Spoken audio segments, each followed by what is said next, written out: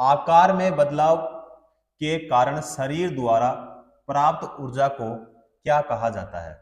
आकार में बदलाव के कारण शरीर द्वारा प्राप्त ऊर्जा को क्या कहा जाता है? ए ऑप्शन है गुरुत्वीय स्थितिज ऊर्जा, या फिर यांत्रिक ऊर्जा, या फिर प्रत्यास्थ स्थितिज ऊर्जा, या फिर मांसपेशीय ऊर्जा। तो यहाँ पे हमारा प्रत्यास्थ स्थितिज ऊर्जा हो जाएगा, यानी हमारा बी ऑप्शन यहाँ पे सही हो जाएगा। क्लियर? तो प्रत्यास्थ स्थितिज ऊर्जा वह यांत्रिक ऊर्जा है जो उस पदार्थ के आयतन या फिर आकार को विकृत करने के कारण उस पदार्थ के अंदर क्या होता है, संग्रहित हो जाती है। इसीलिए यहाँ पे हमारा बी ऑप्शन सही हो जाएगा। तो व्यास पे मैं लिखा भी देता हूं आपको, देखो प्रत्यास्थ स्थितिज ऊर्जा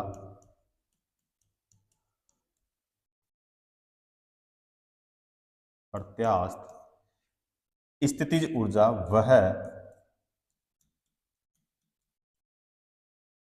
यांत्रिक ऊर्जा है जो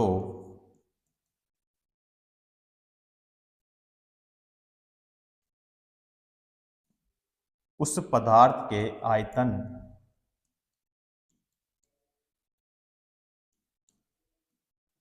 आयतन या आकार को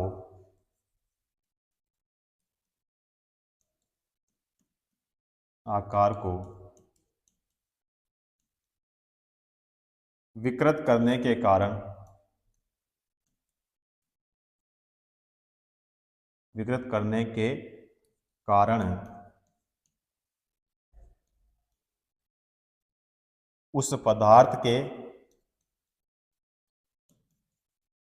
उस पदार्थ के अंदर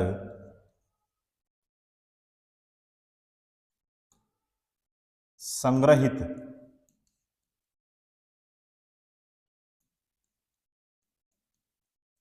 हो जाती है। क्या हो जाती है भाई? संग्रहित हो जाती है। अब देखो फॉर्मूला इसका हो जाएगा, तो यहां पे u बराबर हो जाएगा 1 में हो जाएगा 2, और यहां पे k ढेल क्या होगा, x स्क्वायर हो जाएगा भाई। ठीक है? तो यहां पे प्रत्यास्थ स्थितिज ऊर्जा यानी बी ऑप्शन सही होगा। अगला क्वेश्चन देखो, जब आप एक कोयल स्प्रिंग को कॉम्प्रेस करते हैं तो आप उस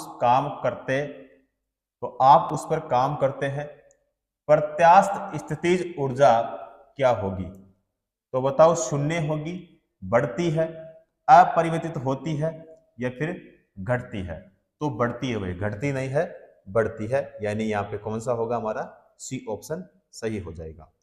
तो कोई भी वस्तु जिसमें प्रत्यास्थ गुण पाया जाता है उसमें एक प्रकार की क्या होती है? स्थितिज ऊर्जा पाई जाती है। एग्जाम्पल की बात करें तो जैसे रबर या फिर स्प्रिंग, जब प्रत्यास्थ वस्तु यानी स्प्रिंग को खींचा जाता है या दबाया जाता है तो इसमें स्थितिज ऊर्जा के रूप में ऊर्जा क्या होती है? संचित होती है। ठीक है? तो यहाँ पे बढ़ेगी भाई, यानी बढ़ती है। सी ऑप्शन सही होगा। अगला देखो, जब पानी से भरे हुए एक बीकर में एक कॉर्क और कील को रखा जाता है तो कॉर्क तैरता है जबकि कील डूब जाती है। इसके पीछे का कारण क्या है? इसके पीछे का कारण क्या है? अब देखो भाई, यहां पे ए ऑप्शन है, कॉर्क का घनत्व पानी के घनत्व से अधिक है, या फिर लोहे की कील का घनत्व पानी के घनत्व से अधिक है, या लोहे की कील का द्रव्यमान कॉर्क के द्रव्यमान से अधिक है, या कॉर्क का द्रव्यमान लोहे की कील के द्रव्यमान से क्या है? अधिक है। इसका जो सही आंसर होगा वो होगा यहाँ पे बी ऑप्शन। करेक्ट आंसर होगा बी ऑप्शन, यानी लोहे की कील का घनत्व पानी के घनत्व से क्या होता है भाई? अधिक होता है। तो यहाँ पे कौन सा होगा? बी ऑप्शन यहाँ पे सही हो जाएगा।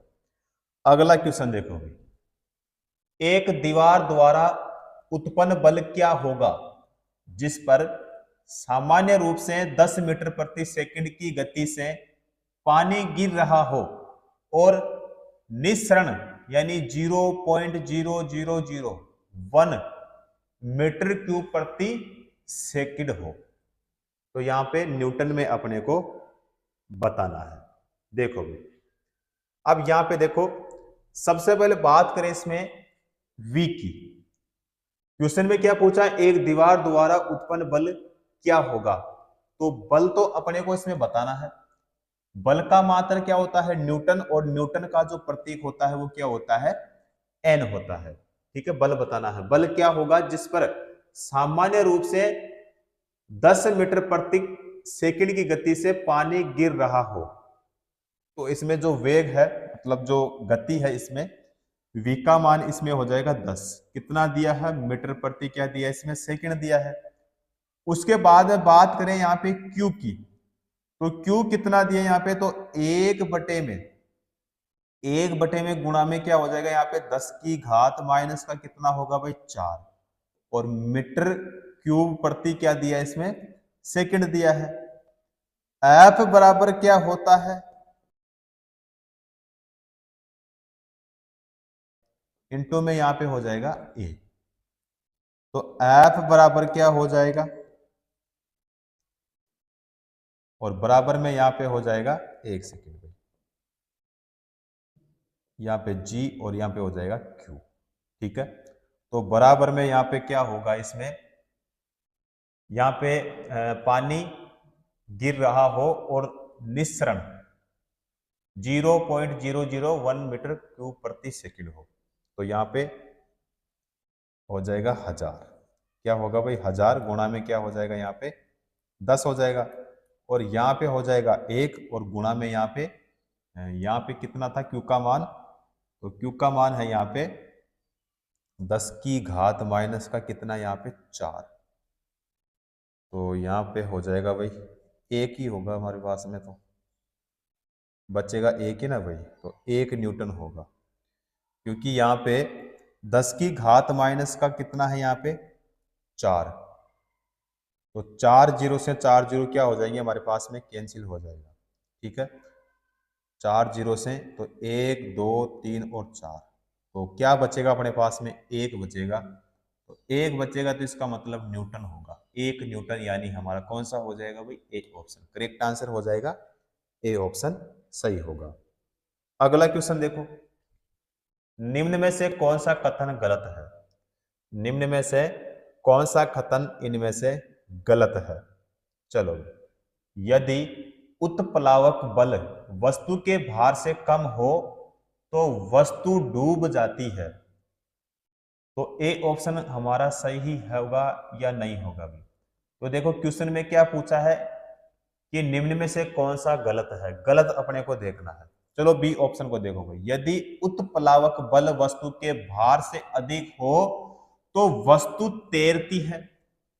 यदि उत्प्लावक बल वस्तु के भार से कम हो तो वस्तु तैरती है। तो यहां पे ये वाला हमारा गलत हो जाएगा भाई, कौन सा वाला, सी वाला। ठीक है, जबकि गलत हमारा ये ए ऑप्शन नहीं होगा और बी ऑप्शन भी नहीं होगा। यदि उत्प्लावक बल वस्तु के भार के बराबर हो तो वस्तु तरल के अंदर तैरती है। तो ये भी हमारा नहीं होगा। कौन सा होगा, सी ऑप्शन सही होगा, क्योंकि इसमें क्या बताना अपने को, गलत। तो गलत यहाँ पे कौन सा है हमारा, यहाँ पे हो जाएगा हमारा सी ऑप्शन सही हो जाएगा। क्लियर है। चलो भाई अगला देखते हैं। ऊपरी प्रणोद और भार में प्रयुक्त होते हैं तो नीचे की दिशा, समान दिशा, विपरीत दिशा या फिर ऊपर की दिशा। तो यहाँ पे विपरीत दिशा होगा। विपरीत दिशा का मतलब क्या होगा, यहाँ पे हमारा बी ऑप्शन सही हो जाएगा, विपरीत दिशा। ठीक है, तो किसी वस्तु की सतह पर लंबवत लगने वाले बल को क्या कहते हैं, प्रणोद कहते हैं। क्या कहते हैं, प्रणोद कहते हैं। देखो यहां पे प्रणोद, तो किसी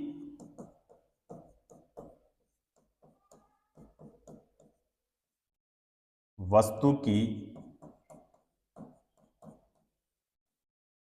सतह पर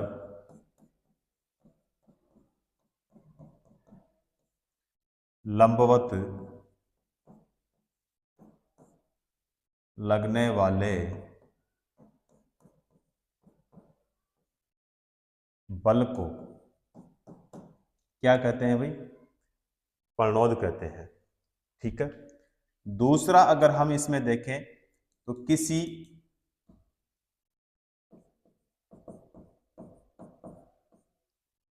वस्तु पर लगने वाला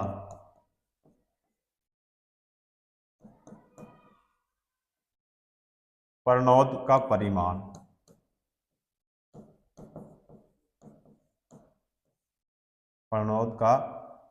परिणाम उस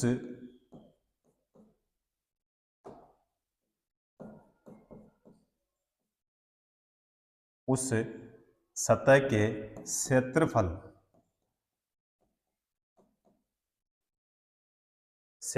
पर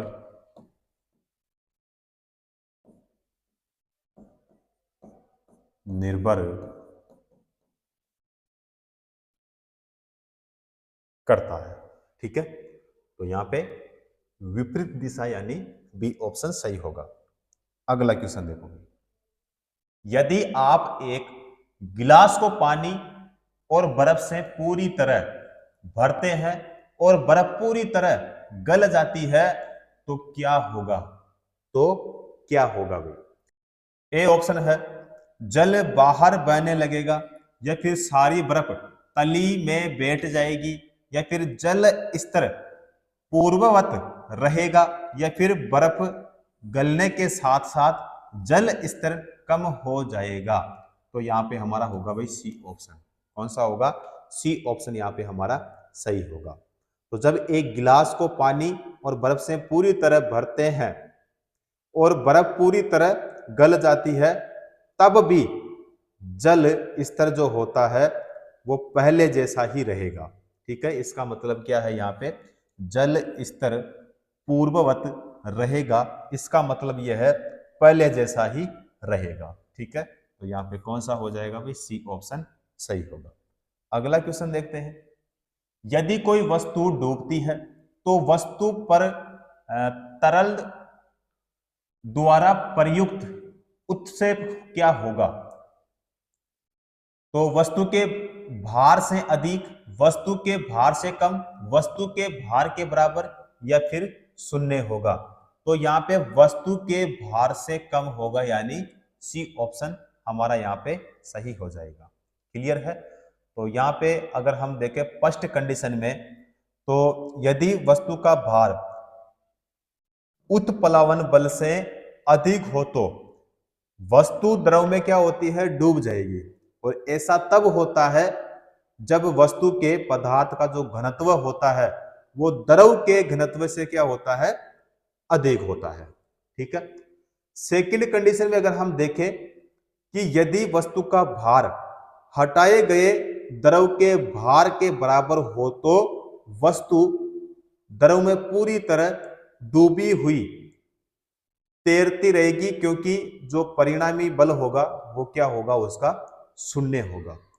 अगर हम देखें इसमें थर्ड कंडीशन देखें, तो यदि महत्तम उत्प्लावन बल वस्तु के भार से अधिक है तो वस्तु द्रव में क्या होगी? तैरती रहेगी। तो यहाँ पे जो सी ऑप्शन है वो वस्तु के भार से क्या होगा भाई? कम होगा, यानी हमारा सी ऑप्शन सही होगा। अगला देखो, उत्क्षेप बल और भार कार्य करते हैं। उत्क्षेप बल और भार कार्य करते हैं नीचे की ओर, ऊपर की ओर, विपरीत दिशाओं में, समान दिशाओं में। विपरीत दिशाओं में करेंगे भाई। किसमें करेंगे? विपरीत दिशाओं में, यानी हमारा बी ऑप्शन यहाँ पे सही होगा। अगला देखते हैं। किसी द्रव तल के लंबवत कार्य करने वाला बल क्या कहलाता है? उत्क्षेप, दाब, बलागुण, या फिर खिंचाव। तो यहाँ पे उत्क्षेप होगा भाई। क्या होगा? उत्सेप होगा, यानी हमारा ए ऑप्शन सही हो जाएगा।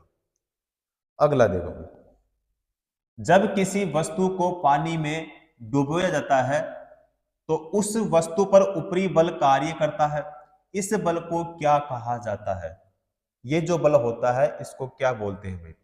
तो गुरुत्वाकर्षण बल नहीं बोलेंगे, घर्षण बल भी नहीं बोलेंगे, उत्प्लावन बल बिल्कुल सही होगा, स्थितिक बल भी नहीं होगा भाई। कौन सा होगा? उत्प्लावक बल, यानी हमारा बी ऑप्शन यहाँ पे सही हो जाएगा। अगला क्वेश्चन देखो भाई, निम्न में से क्या आर्किमिडीज के सिद्धांत पर आधारित नहीं है? तो हाइड्रोमीटर, लेक्टोमीटर, पनडुब्बी, ओडोमीटर। ओडोमीटर सही होगा भाई। क्या होगा? ओडोमीटर हो जाएगा, यानी डी ऑप्शन सही होगा। क्लियर? अगला देखो, यदि कोई वस्तु तैरती है तो वस्तु पर जल द्वारा लगाया जाने वाला उत्सेप बल जो होगा वो क्या होता है? तो वस्तु के भार से कम, वस्तु के भार के बराबर, शून्य, या फिर वस्तु के भार से अधिक होता है। तो वस्तु का जो भार होता है उसके क्या होता है? वो बराबर होता है। इसीलिए यहाँ पे हमारा जो सही आंसर होगा वो कौन सा हो जाएगा? सी ऑप्शन यहाँ पे हमारा सही हो जाएगा। क्लियर? अगला देखते हैं, जब एक पिंड को किसी तरल में पूरी तरह से या आंशिक रूप से डुबोया जाता है तब उस पर ऊर्ध्व दिशा में एक बल प्रयुक्त होता है जो उस पिंड द्वारा विस्थापित किए गए तरल के भार के क्या होता है? बराबर होता है। और यह किस नियम द्वारा स्पष्ट होगा? तो इनमें से देखो, ए ऑप्शन है आर्किमिडीज का सिद्धांत, पाउली का अपवर्जन नियम, लेंज का नियम, या फिर फेराडे का नियम। तो यहाँ पे आर्किमिडीज का सिद्धांत सही हो जाएगा भाई, यानी हमारा ए ऑप्शन सही होगा। क्लियर है? अगला देखो, उत्प्लावन बल का परिमाण तरल के किस पर निर्भर करता है? तो द्रव्यमान पर, या फिर तापमान पर, घनत्व पर, या फिर आयतन पर? घनत्व पर होगा भाई। क्या होगा? घनत्व, यानी हमारा बी ऑप्शन सही होगा।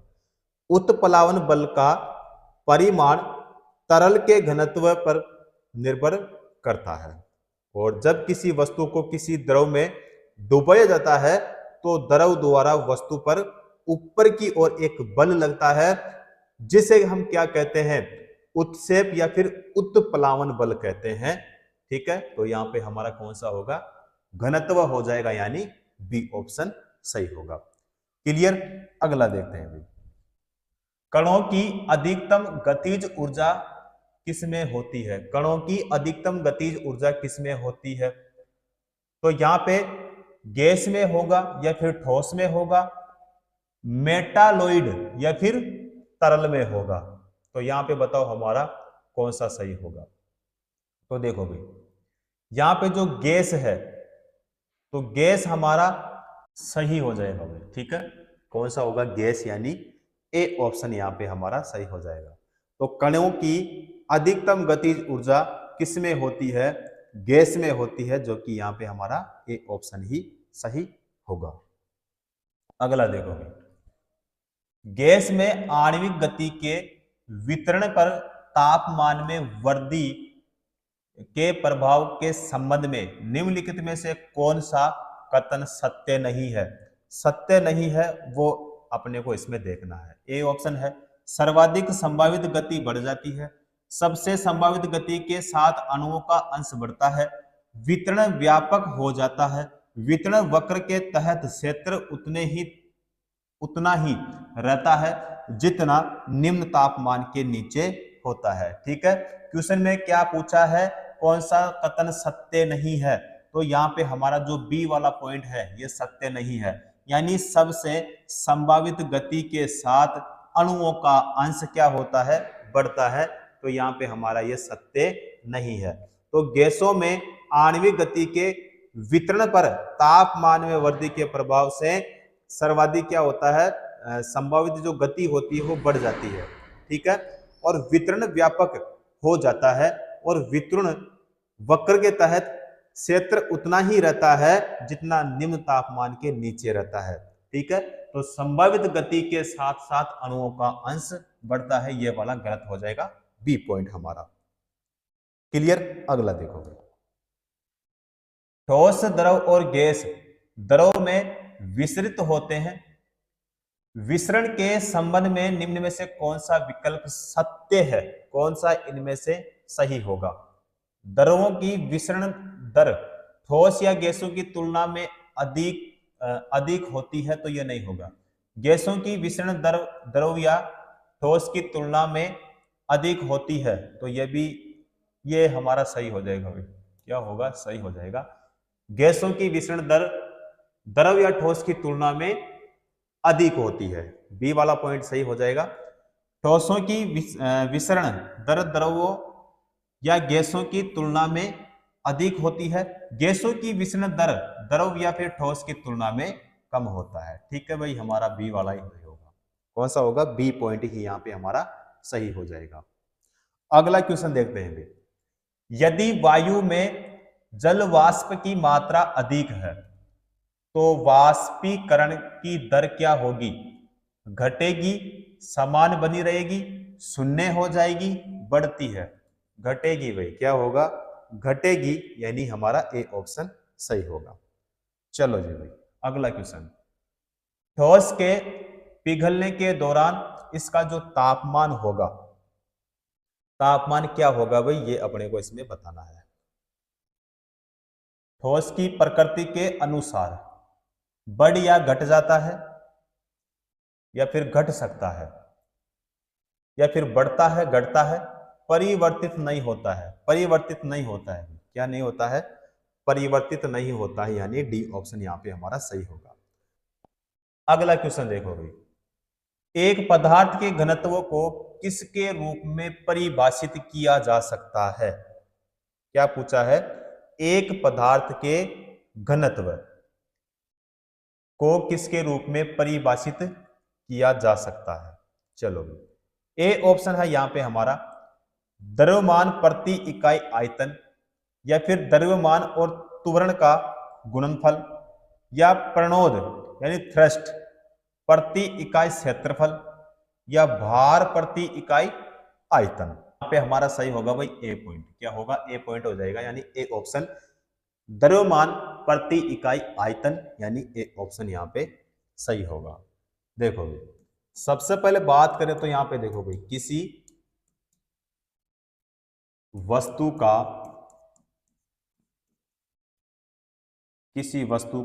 घनत्व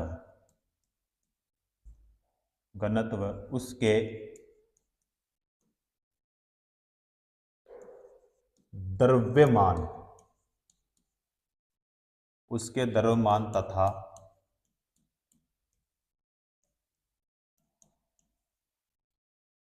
आयतन का क्या होता है भाई? अनुपात।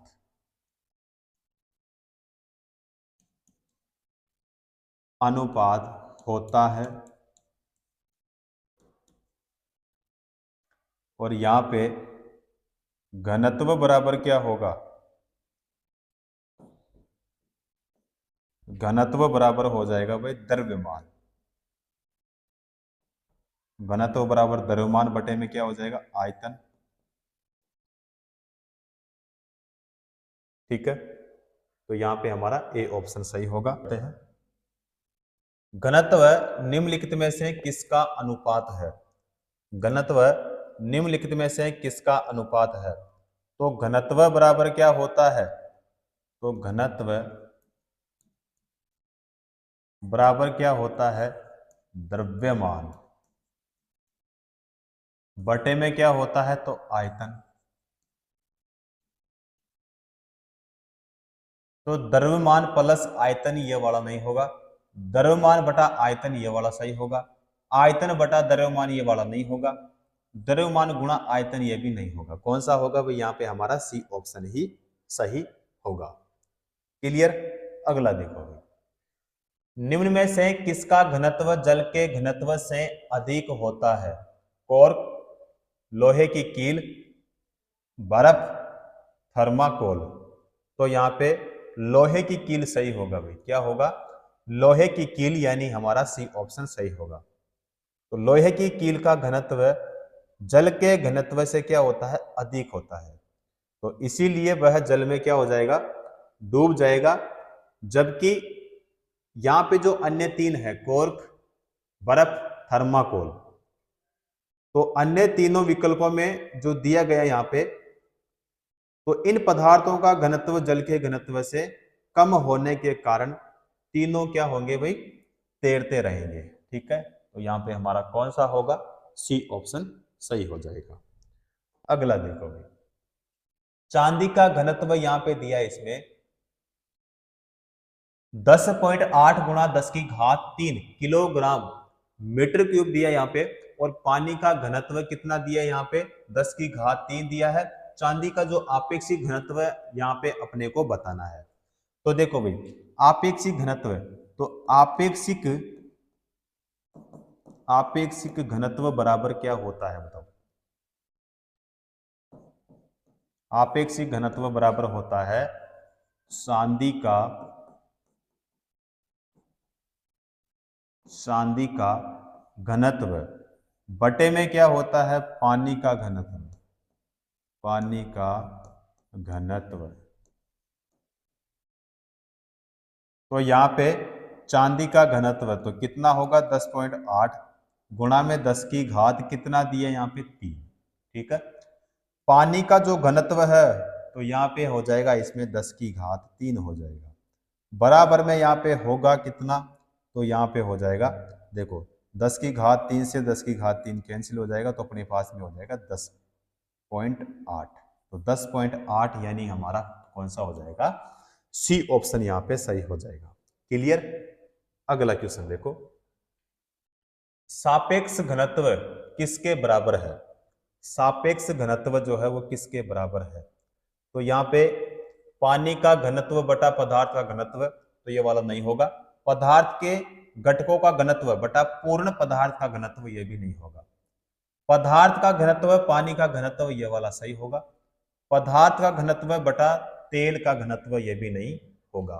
ठीक है, तो सबसे पहले यहां पे बात करें तो देखो, किसी तरल या पदार्थ का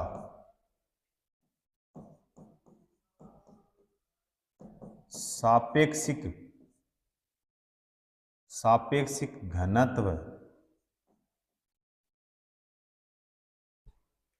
उस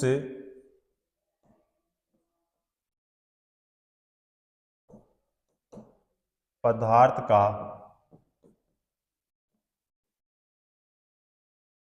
घनत्व तथा जल के घनत्व का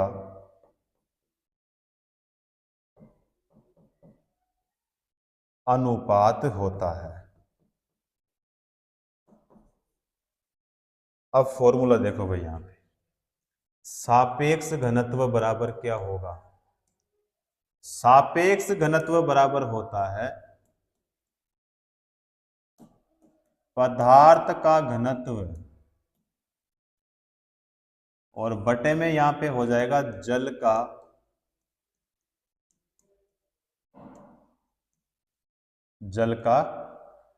घनत्व। ठीक है, तो पदार्थ का घनत्व बटा पानी का घनत्व, यानी हमारा हो जाएगा यहाँ पे सी ऑप्शन सही होगा। क्लियर?